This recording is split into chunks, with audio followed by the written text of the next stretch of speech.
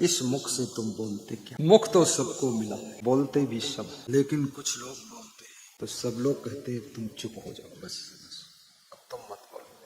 कितने पति लोग अपनी पत्नी को समझाते रहते हैं तुम चुप रहना, बस बोलना मत। पत्नी कहती है मैं चुप क्यों रहूंगी, तुम अपनी माँ को पहले चुप करो, उसके बाद मैं चुप हो जाऊंगी। बेटा अपनी माँ से कहता है माँ तुम ही गम खा लो, तुम चुप हो जाओ। माँ कहती है तुम अपनी पत्नी के गुलाम हो, तुम इसको कंट्रोल नहीं कर पाते, हमको कंट्रोल करते। ये कौन है जो अभी कल आई है और हमारे ऊपर शासन जमा रही है? सासू और बहू जिस घर में लड़ती रहती है उस घर से लक्ष्मी लाखों कोस दूर चली जाती। पति पत्नी जिस घर में हफ्ते हफ्ते आपस में बोलते नहीं, बोलचाल बंद, उस घर में चुड़ैलों का प्रभाव आ जाता है। बहुत प्रेत, बहुत पिशाच निकट में, वो भी डरते हैं। इस घर के तो पुरुष ही भूत और लेडीज ही चुड़ैल बैठी है। पड़ोसी से खूब बोलते हैं, आपस में नहीं।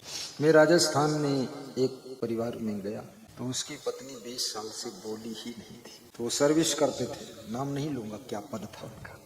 तो उन्होंने इशारा दिया कि जरा इसकी बोली शुरू करा, तो चरण पखार लिया, आरती कर लिया, माला पहना लिया, सब हो गया। तो हमने उस घर मालिक पुरुष से कहा तुम थोड़ा आड़ में चले जाओ, फिर पूछें तकलीफ क्या है। तो हमने पूछा क्या बात है देवी, बोलते क्यों नहीं? कहीं पहले तुम्हारे जो नहीं भगत जी हैं इनका लाउड स्पीकर बंद कराओ तब हम बोले। बोले रात दिन इनकी स्पीच चलत रहती है, उतना तर्क वितर्क करते हैं। हम पहले बोलन है गुरु जी, 10 साल बोलन है, 20 साल बाद अब बोलन है तुमसे, यू तुम्हार भगत से रिस कम नहीं है, बहुत पागल है। कहला जो हम बोल दे तुम्हारी पीठ हो जाए इसलिए हम बोलबो ही बंद। अब इतना ज्यादा बोल बोल कर पत्नी का मनोबल टूट गया, उसका दिल एकदम दुखी हो।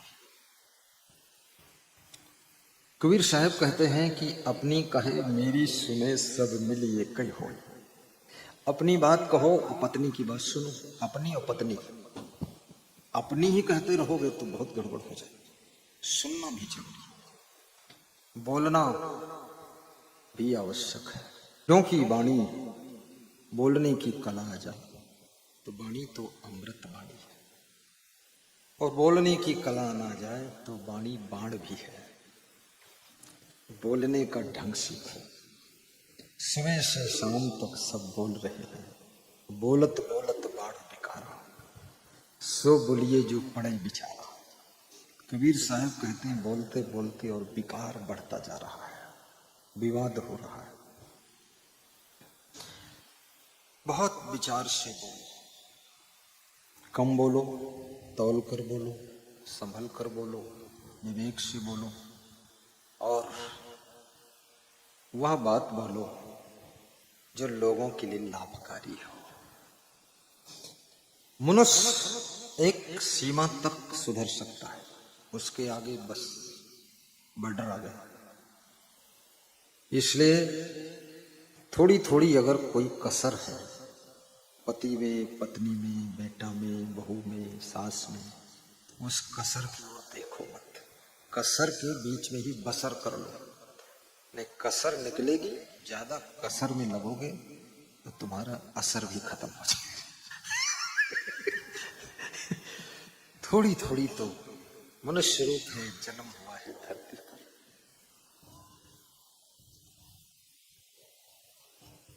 वो क्षमा है क्षमा मेरी गलती करे, मेरा अधिकार उनको मनाने का है, लोग कहते गुरु जी को टाइम नहीं। राजेश वर्मा डिस्ट्रिक्ट जज के अकाउंटेंट, बहुत बड़ा अफसर ये भी है। राजेश खड़े हो जाओ, तुम शर्माते हो। ये हमारे बचपन के महान प्रेमी भक्त हैं। हम जब पैदल चलते थे तब ये कमंडल लेकर हमारे साथ चलते थे, और हंसने में ये भी नंबर 1 और हम भी नंबर 1। सत्संग वत्संग नहीं करते थे, ये भी हंसते थे, हम भी हंसते थे। हंसते हंसते ये अवसर बन गया, महान संत। धन्य वो क्षमा है क्षमा मेरी गलती करे, आओ साहेब पधारो, बैठो। महान संत श्री अविनाशी साहेब का आगमन कबीर आश्रम मुझेना से हो चुका है। आप सबको न्योता देने आने दो, साहेब को आ जाने दो। रस्सी खोल दो बेटा, थोड़ा चढ़ जाए। 7 और 8 नवंबर को उनके आश्रम पर भव्य कार्यक्रम है। आज के लगभग 19 दिन के बाद कार्यक्रम, तब तक तुम्हारा धान कट जाएगा साहेब। कुशल मंगल, माला पहना दो साहेब। ताली तुम बजा दिया करो।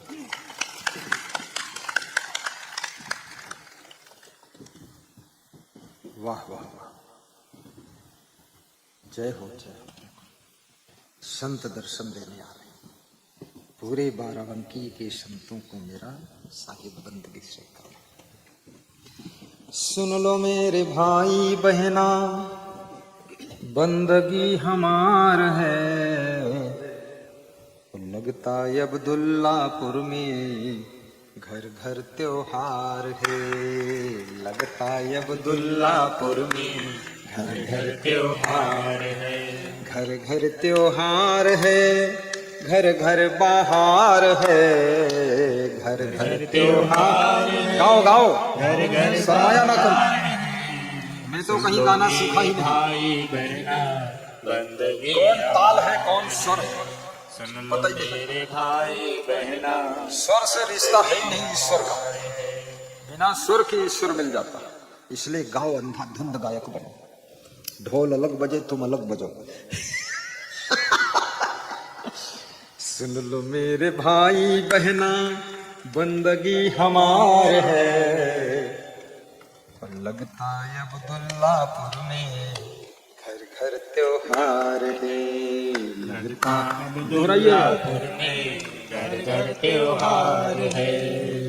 घर घर त्योहार है, आया बाहर है। सुन लो मेरे भाई बहना, बंदगी हमारे है। सुन लो मेरे भाई बहना, बंदगी हमारे है। मैं बिहार में जाता हूँ, वहां के साधु लोग ये गाते हैं। बिहार के सभी संत हमारे प्रेमी हैं, हजारों संत। संतों से प्रेम रखना चाहिए। सुन लो मेरी भाई बहना, बंदगी हमारे। तो मैं आपको जो सुना रहा था, कहां पर था बता सकता कोई? कौन सा प्रसंग था? प्रसंग उसन छोड़, रसोई में जौन हो तो परस दो, सब खाए ले। हैं? कौन? कसर असर, उसी में करो बसर। और घर में न करो खुसर फुसर। साहिब बंदगी। तो परिवार प्रेम से ही चलता है, और प्रेम बहुत बड़ी चीज है। इसलिए प्रेम को समझना, प्रेम की महिमा को समझो। तो भगवान श्री राम 10 इंद्रियों को परिष्कृत और बुराइयों को बहिष्कृत, दुष्टों को तिरस्कृत, ऋषि मुनियों को स्वीकृत करने के लिए वन को गए थे। और लोग समझते हैं भगवान बन गए। भगवान बन के ऋषि मुनियों साधु संतों के दुख को दूर करने गए थे। सकल मुनि ने कि आश्रमन जाय जाय सुख दीन। महान पुरुष का जन्म अवतार सबको सुख देने के लिए होता है। आपके घर में भी कोई बेटी कोई बेटा सबको सुख देने के लिए जन्म लिया है। और जो सबको सुख देने के लिए जन्म लेता है, याद रखना वो कोई साधारण आत्मा नहीं, वो कोई दिव्य आत्मा तुम्हारे घर में आई है। बेटी बनकर आती है, कभी बहू बनकर, और कभी संत बन करके सुख देने के लिए वो आत्मा तुम्हारे द्वार पर आती है। भोजन तो एक बहाना है, तुमको सुख देने के लिए आई है। गुरु शिष्य किसी गांव से होकर जा रहे थे। गांव पार कर गए, दूसरा गांव आ गया, पार कर 20 गांव पार कर, शाम हो गई। शिष्य कहने लगा, गुरुजी अब रात्रि विश्राम के लिए कहीं स्थान ढूंढ लिया जाए। कुछ ऐसे संत हैं जिनको रात्रि विश्राम के लिए प्री पैलेस नहीं है, कहीं रुक जाएंगे, कहीं भोजन कर लेंगे, कहीं सो जाएंगे, ऐसे भी संत होते हैं। गुरु ने कहा, चिंता मत करो, कहीं रुक जाएंगे। गांव पार होते जा रहे हैं, अंधकार होने लगा है, सूर्य अस्त हो चुका है। शिष्य के मन में भय बढ़ रहा है। अंधकार हमेशा भय को जन्म देता है। अज्ञान रूपी अंधकार सबको भयभीत कर देता है। और ये बाहर का अंधकार उतना अंधकार खतरनाक नहीं है जितना तुम्हारे भीतर अज्ञान का अंधकार है। बाहर के अंधेरे में भटका हुआ आदमी रास्ता पा जाएगा, लेकिन अगर अज्ञान रूपी अंधकार में जो भटक गया है उसको रास्ता कौन बताएगा? कैसे मिलेगा रास्ता? बुद्धम शरणम गच्छामि, सत्यम शरणम गच्छामि। बुद्ध की शरण में आ जाओ। बुद्ध कौन? जिसको आत्मज्ञान है वो बुद्ध रूप होता है। गांव से बाहर खेतों में एक झोपड़ी दिखती है, उसमें दीपक जल रहा है, हल्की सी रोशनी दिखाई दी। गुरु ने कहा, आज रात्रि विश्राम इसी किसान के यहाँ झोपड़ी में होगा। शिष्य का मन था कि गांव में गुरुजी ठहरे तो अच्छा है, ये खेत में किसान का घर है, यहाँ रात में कोई बात हो जाए तो कोई बचाने वाला भी नहीं है। लेकिन गुरु ने डिसीजन ले लिया कि रात यही रुकना। एकांत बासा झगड़ा न झांसा। एकांतवास। अपने घर में भी एक कमरा ऐसा बनाइए जिस कमरे में एकांत, शांत, नितांत, प्रशांत होकर के कम से कम आधा घंटे बैठा करो। थोड़ा उसी में लेटा करो, थोड़ा उसी में योगा करो, थोड़ा उसी में ध्यान करो, थोड़ा उसी में बैठकर प्रवचन सुनो और अपने गुरु की तस्वीर भी लगा लो। एक कमरा ऐसा बना लो जहां बच्चों का आना मना है। जब बच्चे बड़े हो जाए तब उनको एंट्री दीजिए। कम से कम मन की शांति के लिए एकांतवास तुम्हारे घर के भीतर ही होना चाहिए। जंगलों में एकांतवास नहीं कर सकते, वहां शेर बाघ रहते हैं, बगीचे सब समाप्त हो चुके हैं, जनसंख्या निरंतर बढ़ती चली जा रही है और कुछ लोग जनसंख्या की चिंता ही नहीं कर रहे। हम दो हमारे 200 की संख्या बढ़ा रहे हैं और हिंदू धर्म में कहते हम दो हमारे आधा। इनका मामला बहुत खतरनाक है। हम दो हमारे आधा, अभी तो कहते हम दो हमारे दो, हम दो हमारे एक, फिर हम दो हमारे आधा। ये देख लेना आधा ही आधा टुकड़ा हो रहा। कम से कम पांडव 5 भाई थे, 5 तो होना ही चाहिए। मोदी जी भी 5-6 भाई हैं, तुमको भी 5-6 होना चाहिए। उसी में से एक पीएम बनेगा। अब पीएम बनने वाला तुमने पैदा ही नहीं किया, पीने वाला पैदा किया। क्योंकि पीएम वाले के आने से पहले तुमने बंद ही कर दिया सबका। कोई संत भी उसी में से बनेगा, महान संत बन जाए। बहुत कम बच्चे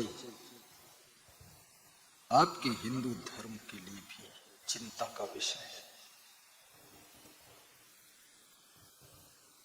और हिंदुओं के रहने के लिए सबसे सुंदर स्थान ये भारत माता की गोद है, ये हिंदुस्तान का हृदय है।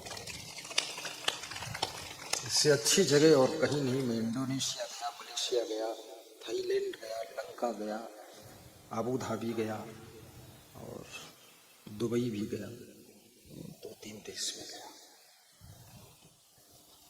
मुझे हिंदुस्तान जैसा कोई देश नहीं मिला। आज अमेरिका से सुबह सुबह फोन आया, हेमंत भाई, नलिनी भाई, बिन्नी, उनके बेटे का कुछ नाम था, सबने बात किया, आशीर्वाद लिया, दीपावली का, जन्मोत्सव की शुभकामना मुझे दिया और बड़े खुश थे।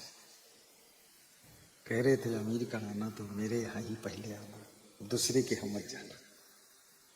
हमने कहा ट्रंप का माइंड शांत हो जाए तब अमेरिका, नहीं कहीं ट्रंप ले लिया जंप तो आएगा भूकंप, वहां फंस गए गुरुजी अमेरिका में। दूसरे देशों में पराधीनता भी बहुत, अपना घर तो अपना घर है। इसलिए मनुष्य किसी के घर में मेहमान बनता है, आश्रम में जाता है या कहीं जाता है, XYZ फॉरेन कंट्री, लेकिन थोड़े दिन के बाद कहता है चलो अपने घर चले, चलो अपने घर चले। अभी सत्संग से तुम छूटोगे, यही कहोगे चलो अपने घर चले, चलो घर चले। क्यों कहोगे? घर जैसा और कहीं नहीं। घर में क्या विशेषता है? 2 चीजें ऐसी हैं जो केवल अपने घर में मिलती हैं और किसी के घर में नहीं मिलती। वो कौन सी चीजें हैं? खाना पीना सोना, ये सब घर में मिल जाएगा, दूसरे घर मिल जाएगा, खूब मिल जाएगा, गद्दा रजाई मिल जाएगा, डबल डबल मिल जाएगा, पूरी कचौड़ी मिल जाएगा, लेकिन 2 चीजें तुमको मिलेंगी तो केवल अपने घर में मिलेंगी। आज बता दूं कि कल बताऊं कौन सी 2 चीजें? आज कल सुन लोगे तो क्या हर्ज है, कल भी चालू रहने दो। कल तो दीपावली, होने दो दीपावली यही। सब लोग एक एक दीपक जला देना, मैं भी एक जला दूंगा और दीपावली मना लेंगे, भगवान राम की खुशियां मिल जाएंगी। बोल दो, कह दो कल करो, कल बताओ, किसी का मन नहीं। कल जो है वही बात अपने घर, सब अपने घर। क्या होगा अपने घर? सोचो, अपना घर। अपने घर में 2 बातें मिलती है, ध्यान देना। मंजू देवी कहाँ है? मंजू, इसमें सब ढूंढे नहीं मिलती है, सब रंग बिरंगी साड़ियों में छिप गई मंजू, छिप गई गीता देवी। बहुत बड़ी बात है। नंबर 1 मिलती है स्वतंत्रता। क्या? स्वतंत्रता। अपने घर में आप स्वतंत्र।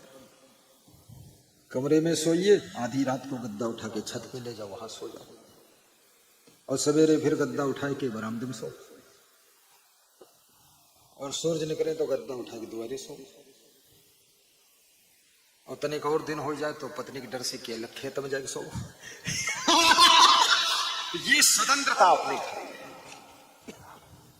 लेकिन दूसरे के घर में स्वतंत्रता नहीं, संकोच कि गद्दा इधर उधर करेंगे तो क्या होगा, नाराज हो जाएंगे। यहां तक संकोच लगता, नींद आ रही है तब हो जबरदस्ती शर्मन मरे उठ के बैठ जाते। उठे का मन नहीं दिया, हम सब हरफुट्टन मची टुटन मची, तो वो बैठी मुंह धोई कि हाँ कोई यूं न कहे कि बड़ा आलसी है, मक्कारू पड़ा सौ। दूसरे घर में बड़ा संकोच है। अपने घर एक तो स्वतंत्रता, और दूसरी चीज अपने घर में आप को एक चीज और मिलती है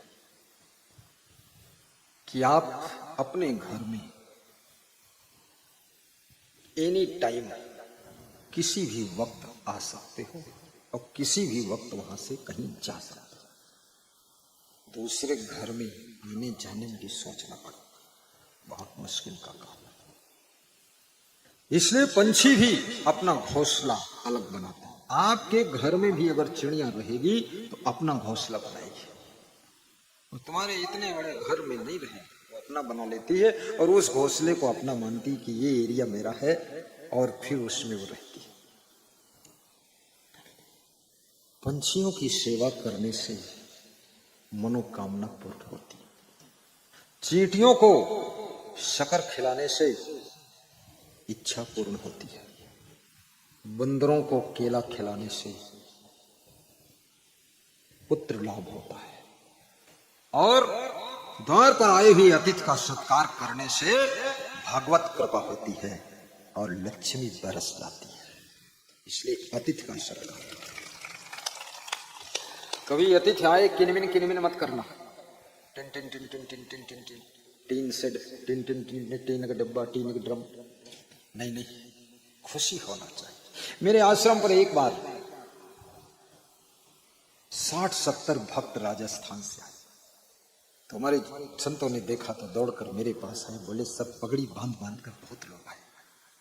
तो मैं तो थोड़ा सहज और सरल आदमी, मैं भी दौड़ा, झांक लिया, देखा कहा। तो ऊपरे से मैं बोल दिया, अरे शिशपाल जी कुशल मंगल, रामचरण जी आइए, ऊपरे चढ़ जाओ। आ गए, सब बैठे, हंसकर बोले सबसे, बोले आपका प्रेम खींच लाया करो जी। 4 जिलों से हम लोग आए, बूंदी जिला, झालावाड़ जिला, 12 जिला, कोटा जिला।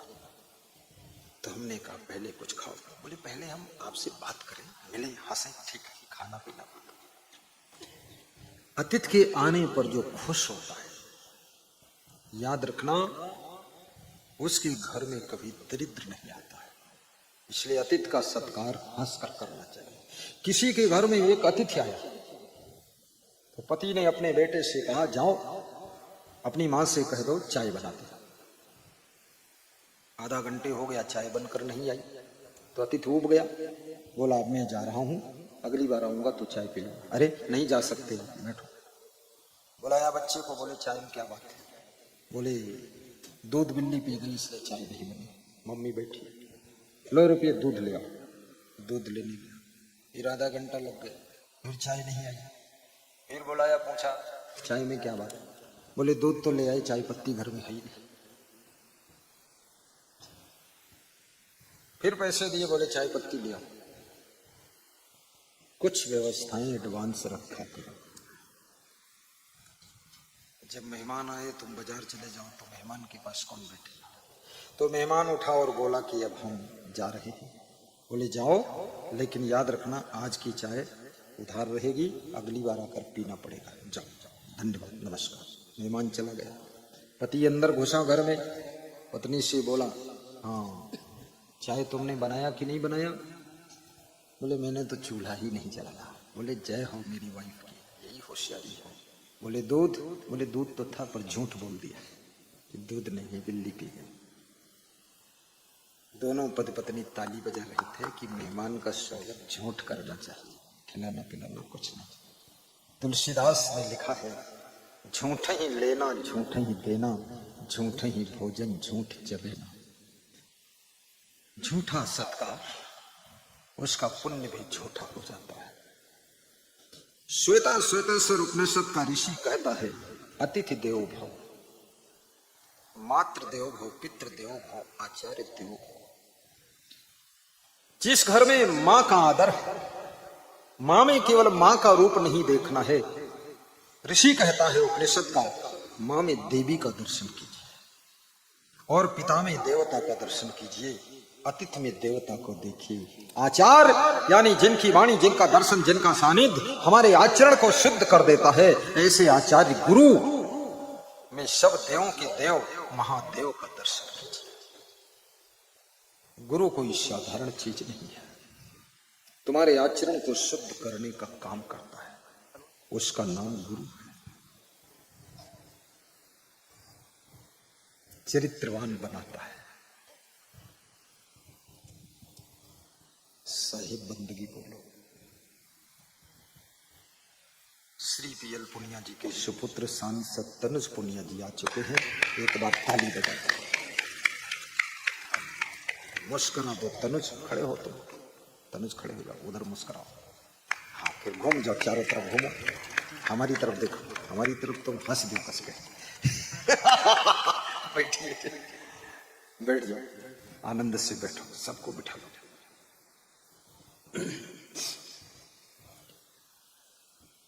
आचार्य देव,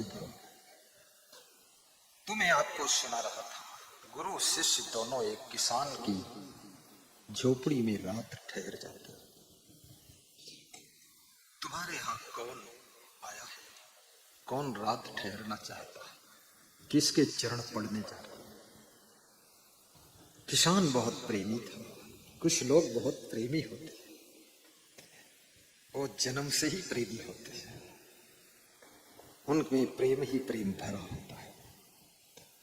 इस जमाने के प्रभु सागर हो तुम, प्रेम के सागर अवधेश खुश रहिए। इस जमाने के प्रभु सागर हो तुम, प्रेमियों के प्रेम के सागर हो तुम, प्रेमियों के प्रेम के सागर हो तुम, सारे प्रेमी सर झुकाने आ गए, सारे प्रेमी सर झुकाने आ गए।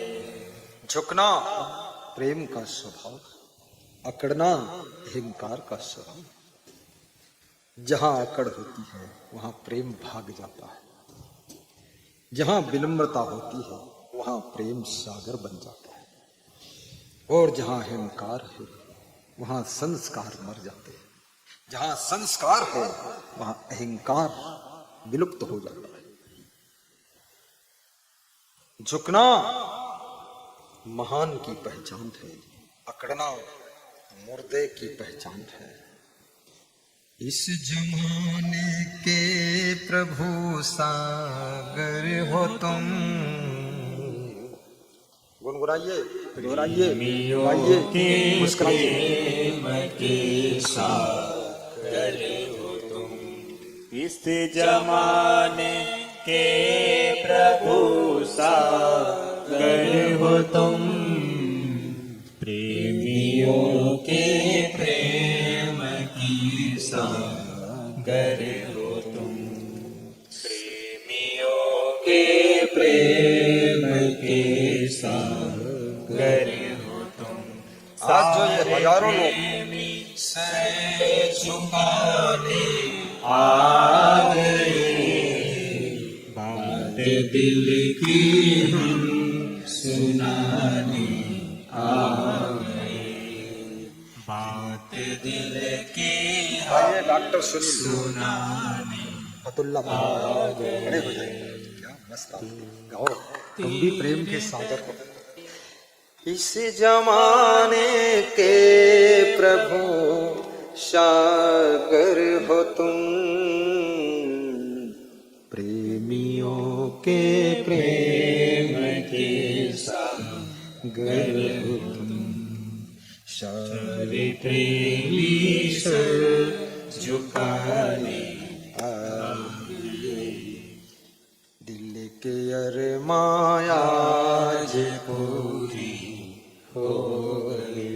देशराज सोनो मोनो उनकी यही दशा है, दिल के अरमान आज पूरे हो गए। बहुत दिन से अरमान था कि गुरु को बुलाकर 3 दिन का सत्संग कराऊंगा, आज बहुत खुशी है।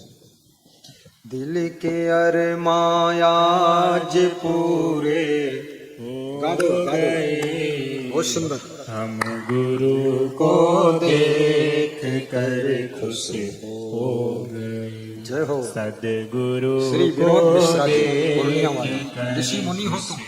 हो गए, हम गुरु को देख कर खुश हो गए, जिंदगी जिसने गवाई पाप में, कितना सुंदर जिंदगी जिसने गवाई पाप में, 184 में भटकते रह गए, 184 में भटकते रह गए। हम गुरु को देख कर खुश हो गए, सदगुरु को देख कर खुश हो गए।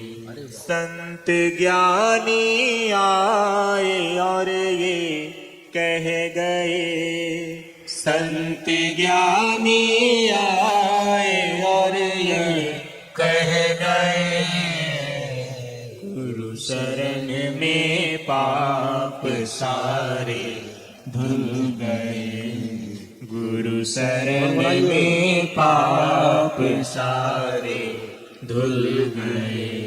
हम गुरु को देख कर खुश हो गए, दिल के अरमान आज पूरे हो गए।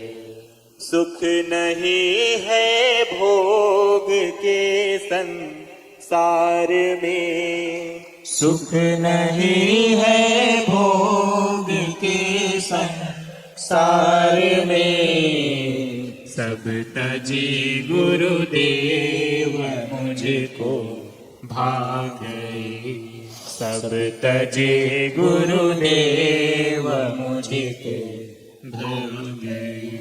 हम गुरु को देख कर खुश हो गए, दिल के अरमान आज पूरे हो गए, दिल के अरमान आज पूरे हो गए।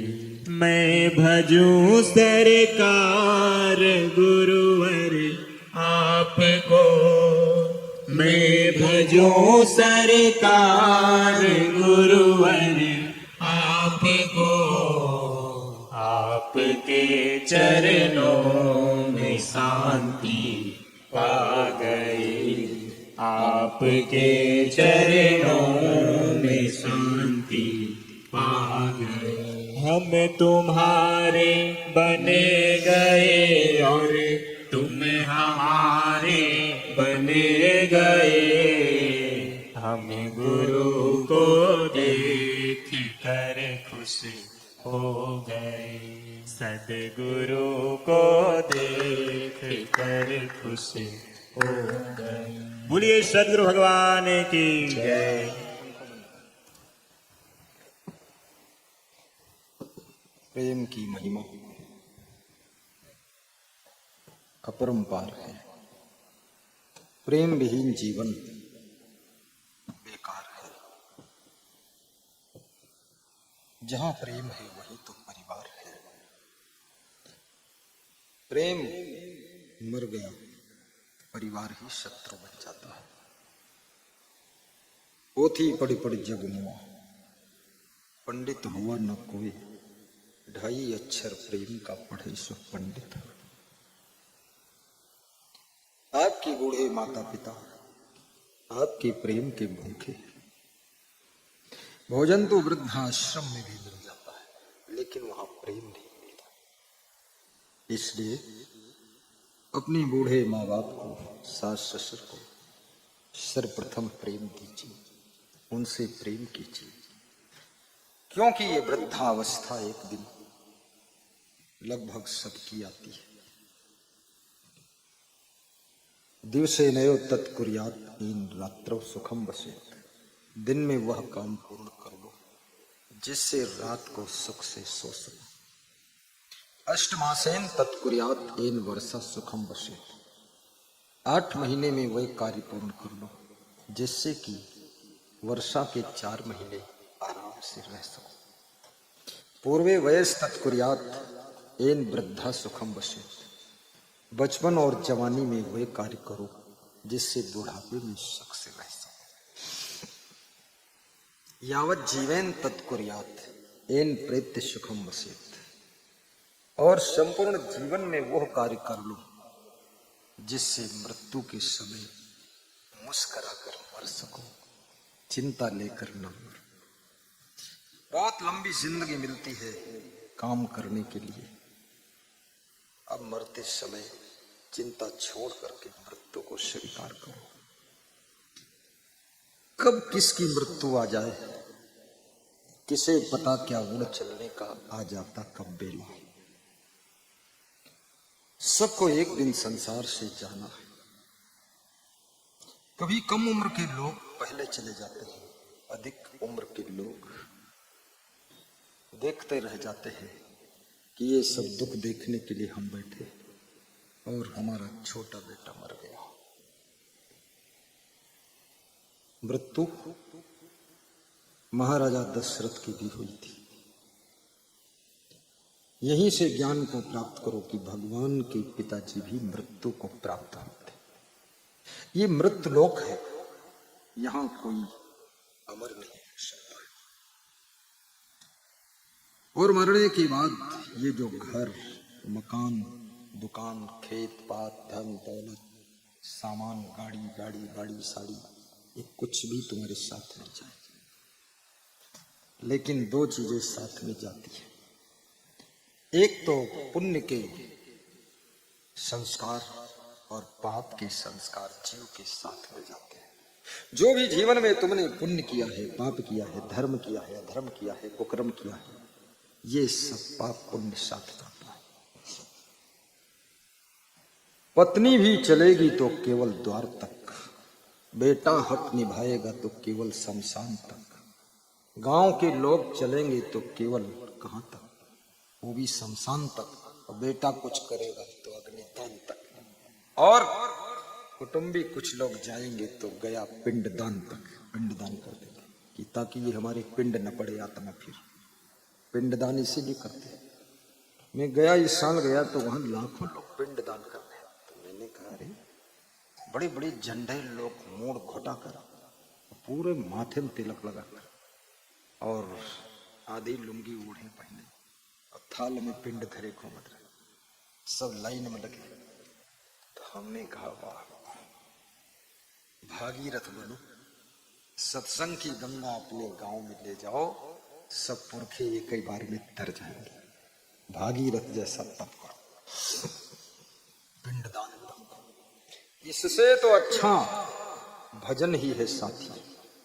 भजन के बिना तू अकेला रहेगा। अरे मन ये 2 दिन का मेला रहेगा, न कायम जगत का झमेला रहेगा, और तेरे कमर में न थेला रहेगा, कुछ नहीं।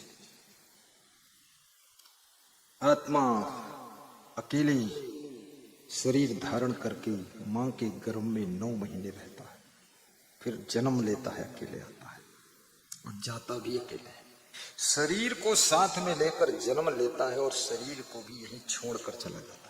ये शरीर, ये हाथ भी तुम्हारे साथ नहीं जाएंगे तो बाकी चीजों की तो बात करना ही फालतू, जब हाथ ही साथ नहीं जाएंगे।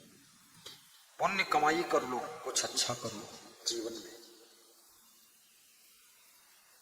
बने जो कुछ धर्म कर ले यही एक साथ जाएगा, मिला अवसर न चूकन दे, नहीं तो फिर पछताएगा। कुछ धर्म करो,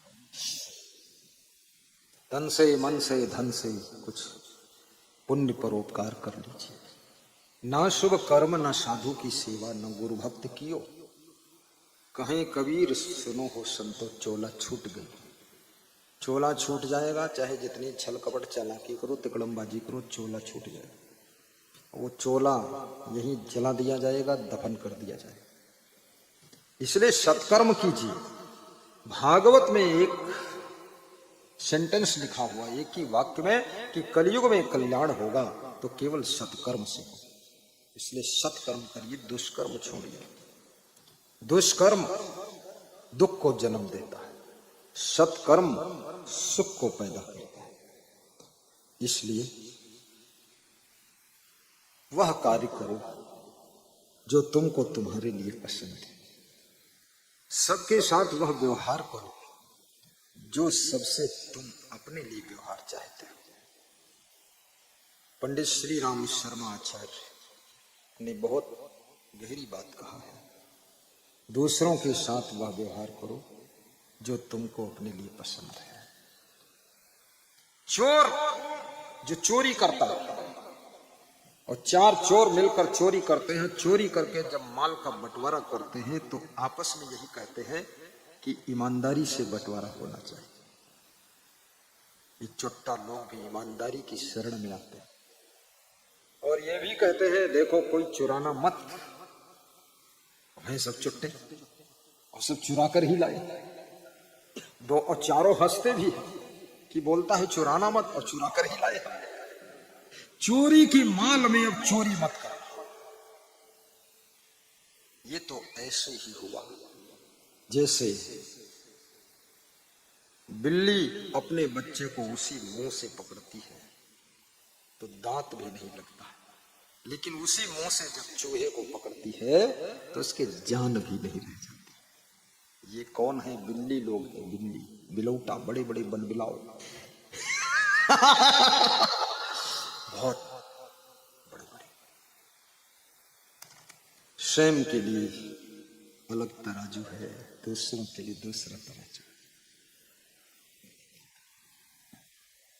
हर व्यक्ति चाहता है हम जहां जाए तहां मुझे लोग प्रेम से बोले, प्रेम से बिठाए। आप इस चाहत को खत्म करिए, आप स्वयं प्रेम से बोलना शुरू करिए, लोगों के साथ प्रेम का व्यवहार करिए, सब आपको प्रेम मिलेगा। प्रेम देने से प्रेम मिलता है, प्रेम मांगने से प्रेम नहीं मिलता है। याद रखना, प्रेम प्रेम में ही जाता है। जहां दिल में नफरत है वहां प्रेम नहीं पहुंचता है, वहां नफरत ही पैदा होती है। इसलिए स्वयं प्रेम कीजिए और प्रेम भी निष्काम करो। सकाम प्रेम कामना की पूर्ति ना होने पर वो प्रेम मर जाता है। निष्काम प्रेम, जनता वोट दे तो प्रेम, वोट कम दे तो प्रेम, वोट ज्यादा दे तो प्रेम, और जनता हरा दे तो प्रेम, और जिता दे तो प्रेम, तो समझ लो है प्रेम। रोना धोना भी नहीं है हार जीत में। टिकट कट जाए तो भौ भौ रोना नहीं है। अभी बिहार में किसी का टिकट कटा तो 80 साल 70 साल का आदमी रो रहा था, बड़ा बेशरम आदमी, भौ भौ रहा था कि हम तो बर्बाद हो गए, टिकट कट जाने दो, टिकट हम तो लेंगे ही नहीं टिकट। तुम बताओ तो कटेगा? हम पहले से अपने काट देवे खुद। कहा उम्र धरा है टिकट में? राजनीति से ज्यादा दुख और कहीं नहीं। जो लोग राजनीति में आए हैं उनके शरीर की दशा दुर्दशा हो गई। ना तो सोने को मिलता है, ना टाइम पर खाने को मिलता है। बाप एक बात न मनी है, लेकिन दिल्ली से अगर आदेश आएगा तो बिल्ली तुरंत वहीं पहुंचेगी। हाँ, बाप कहा बेटा है यहाँ आओ, यहाँ वहां जा रहे हैं, दिल्ली चलो, कुछ मिलने वाला नहीं, बस सब कुछ आनंद है। मुकेश अंबानी ने कहा राजनीति किया है, भाग्य आपके साथ होगा तो आप राजनीति करोगे तो भी सफल, और नहीं करोगे तो भी सफल। और राजनीति करो निष्काम भाव से करो, राजनीति भी करना चाहिए, क्योंकि राजनीति के बिना देश का नेतृत्व नहीं हो सकता। राजनीति बुरी चीज नहीं है। कुछ लोग कहते हैं महात्मा को राजनीति नहीं करना चाहिए, तो ये सब चट्टन कर जाए, महात्मा ना करे चाहिए। बेवकूफ आदमी फालतू बात करता है। महात्मा का इच्छा है, दम है तो करे राजनीति। राजनीति में है धमकच्चड़ तो ही है, महात्मा खोपड़ी गंजी हुई, उमा कोई बहुत सुख थोड़े है। हाँ, लेकिन हिम्मत हो तो महात्मा जी कर ले राजनीति। हमारे प्रदेश के महात्मा जी मुख्यमंत्री, कम मेहनत नहीं पड़ी है, बहुत ज्यादा मेहनत पड़ी है, और कभी कभी वैराग्य आ जाते हैं राजनीति। मध्य प्रदेश में एक नेताजी मिले, बोले कि अब राजनीति से भी वैराग्य आ गया है। और कौन चीज से वैराग्य हुआ है? कहीं घर से भी वैराग्य है, तो हम किन पत्नी से, किन उससे वैराग्य नहीं हुआ। तो हमने कहा तो तुम्हारा वैराग्य हुई न पूरा। अरे वैराग्य आना, संत हृदय का व्यक्ति हो, पैंट शर्ट में हो कोई हर्ज नहीं, विचारधारा पवित्र हो, हृदय शुद्ध हो, बुद्धि कुशाग्र हो, और जनता के प्रति प्रेम बरस रहा हो, ऐसा व्यक्तित्व जब राजनीति में उतरता है तो याद रखना, राष्ट्र देवता बनकर मुस्कुराता है और राष्ट्र की जनता घर घर में खुशहाली मनाना शुरू कर देती है। जोर से ताली बजाओ। इसमें आधे तो मरे बैठे, और जब सत्संग समाप्त हुई तो आधी लाशें इधर ही फूके पड़ी। चाहे जितनी ताकत लगाई दी प्रवचन में है, पर हली है डोली है बिल्कुल नहीं, तालियों न मरी है। हाँ, कोई बैठे मुक्का मार सकते, अरे कम से कम ताली बजा दिया करो। हद मार दी तुमने। गुरु जी कितनी ताकत लगाओ थे, गुरु जी की दम निकल गए, तुम्हारे दम पहले से नहीं।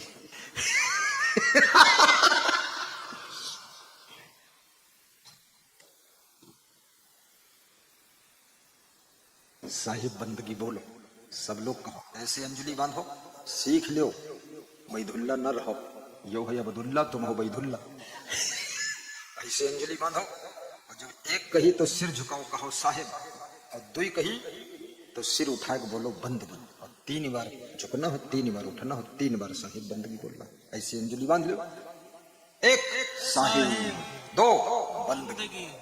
गलत, एक साथ झुकना, अलग अलग नहीं। मिलिट्री के कदम एक साथ पड़ते, 1 साहिब, 2 बंदगी। कोई कोई लोग मुंहमा हाथ लगाए कि बोली बना, चाहे तुम जौन कुछ कहिए, मुंहमा ना लगाओ, नीचे हाथ रखो, चाहे जितना समझाई ले उल्टे ही काम हुई।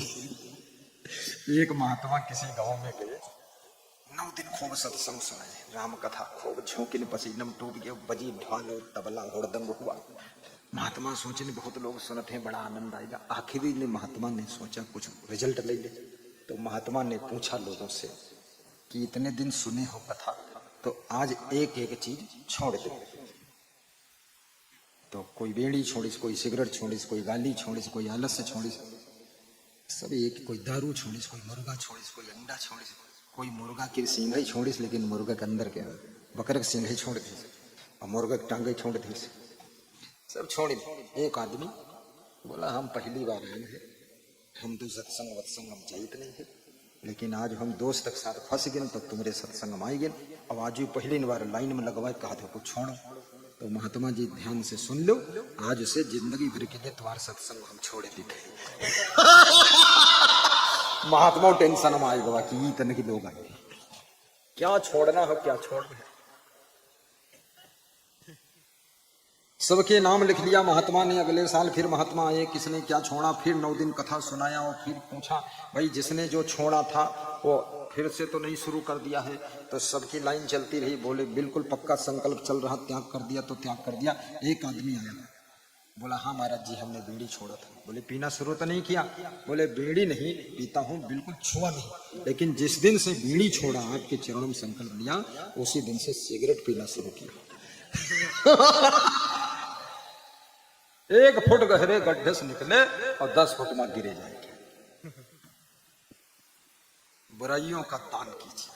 आइए, तो एक महात्मा की कथा सुना रहा था, समय हो रहा है, फट से विराम देना है। किसी को जल्दी तो नहीं? जल्दी हो तो महात्मा कथा छोड़ दो, तुमको छुट्टी कर दी। इसमें भोजन कितने लोग कर चुके हैं? बस 5 मिनट हमको लगेंगे, ज्यादा नहीं लगेगा। भोजन कितने लोग खा चुके हैं? हाथ उठाओ। अब अभी तक अपने घर में भोजन ही नहीं करे थे। हम यूं थोड़े पूछे थे हिया खाओ कि घर में खाओ, चाहे जहां खाए हो। ऐसा लोग हिया ही खाए में जुटे हैं कि हिया नहीं खाए। अरे घर में खाओ, वहां तो भोजन खाए, ईटे पत्थर खाए।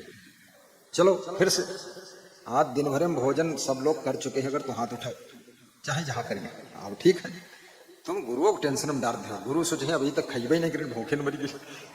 घर से सब लोग खाए, वहां भोजन ही दो, यहाँ नहीं भी खाओगे चलेगा। और यहाँ सत्संग में अभी प्रसाद बटेगा, बूंदी घर ले जाना, और फिर भोजन भी चलेगा, सब आनंद आ जाए। चलिए, तो एक महात्मा गुरु शिष्य दोनों एक किसान की झोपड़ी में खेत में ठहर गए।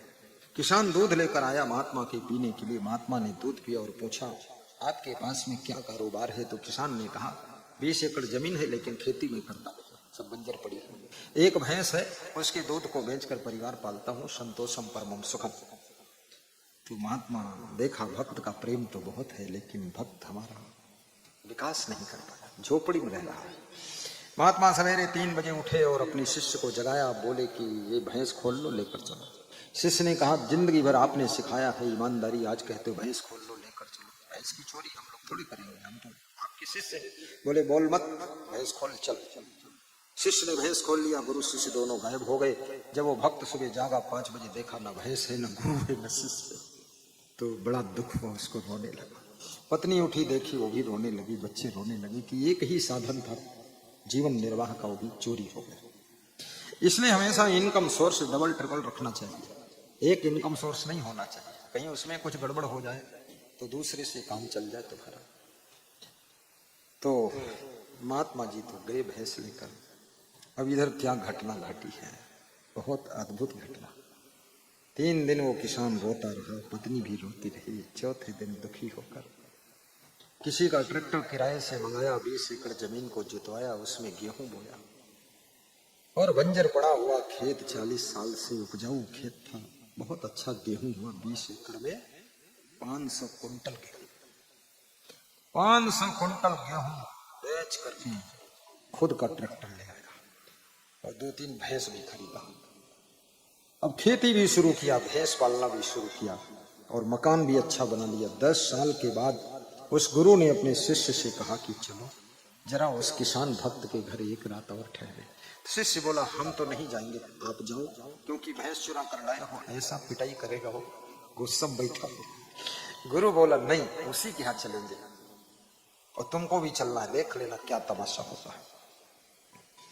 गुरु शिष्य दोनों गए, उसी किसान के घर के पास पहुंचे तो सीन बदली हुई नजर आई। झोपड़ी गायब है, सुंदर मकान बना है। गुरु के मन में हुआ कुछ भ्रमित हो रहा हूं, क्या बात है, कहीं दूसरी जगह आ गई क्या। तब तक वो किसान निकला, देखा वही गुरु फिर आ गया 10 साल पहले का। वो दंडवत प्रणाम किया, कहा महाराज बड़ी कृपा है, दर्शन दिया लेकिन बहुत दिनों के बाद दिया, आइए पधारिए, चलिए स्वागत आपका। अंदर ले गया, चिरण पखारा, आरती वंदन किया, प्रेम से दूध भी पिलाया, भोजन बनवाया। कहा महाराज आप कुशल मंगल है। महाराज ने कहा मैं कुशल मंगल हूँ, तुम कुशल मंगल हो कि नहीं। बोले महाराज ऐसी दशा हुई, जिस रात आप मेहमान हुए आप तो विदा हो गए, मेरी भैंस को चोर चुरा ले गए और मेरी भैंस जब चोरी में गई मैं 3-4 दिन रोता रहा। मेरी पत्नी रोती रही, बच्चे रोते रहे। फिर मैंने किराए से ट्रैक्टर मंगाकर खेती किया, 500 कुंटल गेहूं हुआ, फिर बेचकर मैं ट्रैक्टर लाया। अब खेती भी करता हूँ, भैंस भी पालता हूँ, ये महल खड़ा हुआ है, सब उन्नति हो गई आपकी दया से। तो गुरु मुस्कुराया और कहा अपनी पत्नी को बुलाओ, बच्चों को बुलाओ। सब इकट्ठे हुए, गुरु ने कमंडल खोला और कमंडल से 10,000 के नोटों की गड्डी निकाला। कहा आपकी भैंस की कीमत ये है, भैंस चोर नहीं ले गए थे, भैंस आपका गुरु ही चुरा कर ले गया था। और भैंस इसलिए हमने चुराया था कि तुम एक भैंस में फंसे हुए हो, तो भैंस हटाऊं ताकि तुम खेती शुरू करो और तुम्हारी उन्नति प्रारंभ हो जाए, इसलिए मैंने भैंस ले गया था। अब ये भैंस की कीमत भी लीजिए, अब तुम सुखी हो, बस यही हम चाहते थे। तो किस रूप में कौन महान तत्व, महान शक्ति आकर के तुम्हारी जिंदगी के भाग्य को बदल डालती है, इसका क्या पता है कब कौन आ जाए। बोलिए सद्गुरु भगवान की जय।